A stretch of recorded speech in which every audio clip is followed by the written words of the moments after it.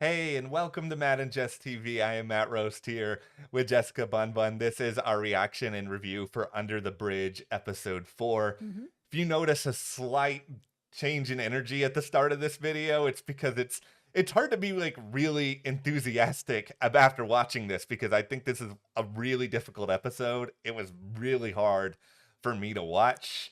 I Yeah, this was grim. yeah. This was really, really hard to watch. And we've said going into this, Matt doesn't know any of the details Yeah. of what's happened with this case. I know some of the details.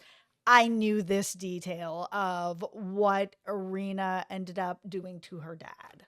Yeah, and I didn't know it. It was devastating to see. It's a really hard episode to talk about kind of Yes. in the aftermath of that. I will say from the start, this is probably my least favorite episode of the season so far. It was really bleak at times in a way that's just not for me personally. Like some of it comes down to personal preference where I like to have a lot of varying degrees of emotion in episodes, and this is Mhm. just so sad, so difficult to get through. I respect a lot of the performances that are in it. I think it's well told. It's just I have no desire to ever watch this episode again just because it was really, really hard to get through. And I Yeah. do have a couple of questions about whether or not certain parts of the story here achieved what it actually was that they set out to do. But even with all that being said, I mean, we still have a pretty compelling mystery here that, Cam and Rebecca are trying to figure out in the present day, even if this Mhm. episode did not feature them at all. Yeah, I mean, my big thing with this episode, especially after the last episode, I was like, okay, well, Kelly clearly did this. Hmm. I really liked that they opened this episode with Rena's voiceover saying, Kelly killed me. I was like, okay, great. Hmm. So we know now we're all on the same page. Yes. This is what has happened. It's always very interesting to me when you have like a who done it murder mystery type thing. We cover these here at the channel all the Yes. time. And when you have a who done it, you're usually spending the whole season figuring out who Hmm. done it, right? Yeah. Once in a while, though, you'll get a really special show that tells you who did it early on. And then it's more of why did they do it? What is the motivation? Like, how did we get here to the point that Kelly decided to do this? Yeah, and if this was a sort of typical scripted murder mystery show that's not based on any sort of true events, I would probably be a little bit bummed that I know who the killer is at this point, given that it's episode 4. But because this is based on a true story, and even if I was trying to be a detective in the first few episodes, not knowing who was it and trying to come up with theories and all this, like, a lot of people already knew who was responsible for this. And so I'm fine with it being revealed now, especially since we still get to have sort of the experience of watching everyone within the world of the show try to put it together. Yeah, and I also yes, this was a very grim episode. It was a very hard episode to watch, but at the same time, I like that the way that they put this together, where it was kind of like Kelly killed me, but that's not the end of my story. That sort Mhm. of how did we get to this spot where I was at this age and I was feeling this way, and how did I end up actually leaving a really good home with two parents that really love me? Like, how did this all come together and all fall apart? Well, we're going to get into all of that and try to parse how the show explained all of it. Did it work? Did it not work? But before we do, be sure to hit that subscribe button. We will be here through the rest of Under the Bridge this season. We are going to see how they present events, how Cam and Mhm. Rebecca are going to get to the truth. And by subscribing, you help to support us to continue to make these videos that we love to do for you guys. Absolutely. Thank you so much to everyone who has subscribed. It really does help us here at the channel. Okay, I'll just go ahead and say what my biggest bugaboo I think is with this episode. And that is Mhm. sort of the simple question of, did this episode necessarily give us a lot of new information when it comes to the base question of why was Reena Virk the way that she was? Why did she feel sort of Mhm. so ostracized and so desperate for this friendship from these people who were not good for her? And I kind of come out of this and be like, I don't really know. I mean, yes, we learned a lot about her parents. We learned Yep. about their backstory, and a Yes. lot of that was really well done. But for Reena in particular, I felt like I had enough information from the first few episodes as to like, okay, this is why she feels so alone. You know, she's got a family that's very religious, very different culturally from Mhm. everybody else. She feels like an outcast. She's desperate to find some friends to fit in. Like, I felt like I knew a lot of that already. And so I don't feel like this episode gave me a lot that I'm sort of sitting here and being like, oh, I understand Reena, just her as a character a whole lot more. I wanted a little bit more, I think, in here to kind of wrap my head around to make me feel like this was totally necessary in the form they gave it to us. I think this episode needed to be episode 5 or episode 6. Mhm. I think that for me, I needed more of how or why would Reena get to the point that she would say this about her father Mhm. to have freedom to move into Seven Oaks? Like, how did she get there? Because so far, all we've seen is yes, they took her door from her. She was sneaking out. She was listening to music they didn't like. She was Mhm. smoking or drinking. It's kind of like, okay, so she was a teenager because that's what we all do Mhm. typically. That's when you're learning about yourself. You're trying to figure out who you are. I've said this in other videos. Being a teenager sucks. It's Yes. really a difficult time in life. You don't know who you are. You don't know what you like. You don't know what you dislike. You're starting to have a lot of really big things happen to you. And when you're going through that, on top of it, of feeling like you're alone, nobody understands you, you're really trying to be part of this group of other girls and you really want friendships. I mean, it's really difficult and it can bring you to do all kinds of things. However, do I think that just those things that they presented to me is enough that would have made Reena go and like say what she said about her dad? It didn't feel like there was enough there. Even at that age, I'm putting myself Mhm. back in that time when I was that age as a young girl in Canada. Like it, those types of things just didn't feel like enough to me. Obviously, it was enough for Reena, but me as a viewer watching this as a show, I needed more to get to that point, whether it's more acceptance from Joe, who was like, here, if you really want to be here with us, this is the way to go about it. That there wasn't enough pull inside her own heart to just be like, my father would never do this. Like, this is just an unbelievable story. I don't want to do this to him. Like, yeah, I want my freedom, but like at that cost. I appreciate from a creative standpoint that the show is not trying to put Reena up on some pedestal. Like, they are showing that she was a very flawed person who did some pretty bad things. And As many people yeah, are. as many people are. Like, that's just human nature. And my guess is that one of the specific reasons why they showed Reena doing some of the prank calls that she was doing at the start of the season when it comes to Joe was just sort of showing, okay, this is somebody who is capable of doing some bad things. But I mean, this is her father. This is another complete level of that. And yeah, Yeah. I agree. It just, there wasn't enough build up for me to be able to completely understand that. Like, they've Yeah. showed she's struggling at home in many different ways and many Yeah. occasions, but her father also clearly loves her and has said that time and time again, and has had his own fair share of missteps and misunderstandings and not really doing what she's asked for. And like, he's certainly not exactly a perfect person in his own right, but he's never come across as anybody who is horrible to her at all. He's trying. Yeah. Like the whole, oh, bring your friends over. And she's like, I don't want to have any religious talk. No problem. I want to have very specific food. I want it to be pizza and pop and all kinds of stuff.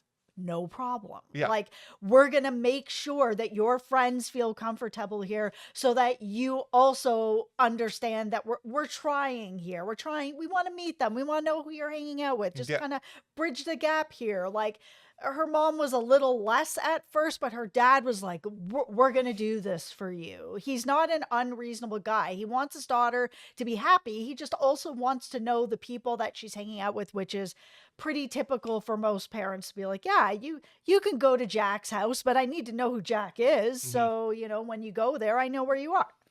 This episode was probably, to me, the most effective on two different fronts. I think it was effective when it comes to at least giving us an explanation as to what happened to Rena's dad. Like the plausibility of Rena getting there is something we can have quibbles with, and I think we both certainly do. Yeah. The other part of it that I think does work on some level is giving us a little bit of insight into Kelly. And I don't think we necessarily still understand fully why she does what she does, like why Nope. she killed her, but we do get a sense, at least through what we saw here with this bird. I'm so glad the bird didn't die. I was really worried the bird was dead at a certain point in this. I was actually really surprised. I mean, we have seen the bird since, right? Yeah. So we know the bird's alive, but at the same time, I was really surprised that she didn't kill the bird, considering that she killed a person. So I was waiting for that moment that maybe the bird that we saw that's sort of in the future or in the present or whatever was another bird, that she actually did that. So then it was like, okay, so maybe now we can kind of start to make that jump from you're going to, do this to this bird, that now you might do this to this person, since there's so many cases out there of killers that started that way and ended up with humans. I think we still see at least some beginning of a progression. It's going to have to We be a do. pretty extreme progression to go from, not killing the bird to eventually killing a person. Like, that's Right. a long way to go. Yeah. But I do think that we have, at least through her at this point, somebody who is clearly impulsive, somebody who's Yes. clearly willing to do whatever she wants to without any sort of like prompting, without any sort of explanation. Like, she's a very internalized character. She's sort of the opposite of Josephine in a way, where Joe is very, I'm going to talk and talk and talk and talk, and I'm going to say all these different things I want to do. I want to be a crime boss, all these other things. And Kelly's not going to say anything. Kelly's just going No. to do something. Maybe you're going to find out about it later. Like, I think they've done a good job of explaining that part of it. Are they going to explain more what's prompting these impulses? It's kind of hard to say, to be honest. I hope so. Like, I'm now in this show for the why. Like, I want to watch Cam catch her, Mhm. but I want to know what it really is about, because some of what we saw in this episode, and a little bit of what we've seen before, is that it feels like one of the main issues that Kelly is having is just pure jealousy. And Yeah. at that age, I mean, it can be difficult to not be jealous of things. It's that age where you're starting to try to learn how to control some of that stuff, so that, everybody feels jealous, but when you're a teenager, it feels way bigger than it does when you're an adult, sort of thing. And you're still trying to like navigate those waters of your feelings, and like what's too much feeling of jealousy and what's normal feeling of jealousy. Normal. I've gone back and forth in my head about this, so I don't know what you think. I don't know what you guys in the comments think about this, but was this episode not as good because we didn't have Cam and Rebecca in it? Was it a mistake to leave them out? Because I've gone back and forth on this. Like, I think there's a part of me that feels like if you did include them in this episode that was so much specific about Rena and her family, it might have been a little bit of a distraction. Wouldn't work for me. Yeah, I think at the same time, I think where I've landed is simply this. I'm okay with them not being here just because I understand the intention of this episode. However, this is not a particularly long show. Like, this is an adaptation. It's going to have a defined beginning, middle, and end. Mhm. I'm not going to be here for it if there's another episode or two without them in it, because one of the real drawing points of the show was seeing these characters try to solve what happens. I don't need to see that much more time in the past. I need more in the present. I needed this episode. Like, it's not my favorite episode because it was very difficult to watch, but Mhm. all the stuff of seeing her dad and mom fall in love, meet, Mhm. fall in love, eventually get married and have their family and everything that was going on, I think it was extremely important for me anyways to see that, to really get to know Rena's dad on this much deeper level, from when he was a younger man to becoming a husband to becoming a dad, and seeing his tenderness and what he's willing to give up and what he's willing to go through for his wife, for his child, for his, everything for his life. I needed to know how deep that ran, so that when this happened and Rena did this to him, it cut my heart out. Like, cut my heart out. That is That the build thing. up cut my heart out. I'm just sitting here being like, did you guys just do all this just to make me feel worse at the end of this episode? If that was your goal, It I worked guess for mission me. accomplished. Like Yeah. it did work from a storytelling perspective that you get to know her father more, that way you feel something more when what ultimately happens. Like I will admit that I didn't necessarily need all the backstory in order to feel bad for him at the end of the episode. Like, I think I would have felt somewhat similarly regardless. But yes, I a million percent felt worse because of everything that we saw. Oh, when he saw the bird outside and brought him in, he's on his shoulder and then he's getting arrested. I was like, Yeah, oh my goodness, I can't believe this is happening, even though I knew that that was coming because I knew what the story was. I was just like, oh my goodness, no. I think they're moving it along at a fairly steady pace. I think the big question moving forward now is just that how are we going to get from the point of where we are now to the point where, okay, we're actually going to see Kelly arrested for all of this? Is that going to Yeah. happen before the finale? And if that does, what's the rest of the show going to be? It's kind of an unfair way to look at it, but I almost feel like at this point, this is going to be a hard show to judge until we get to the actual end of it and sort of look at it as a full package, mostly because so much of the information is out there already, and it's hard to be like, I don't like this choice when it's not a choice, it's just something that actually took place.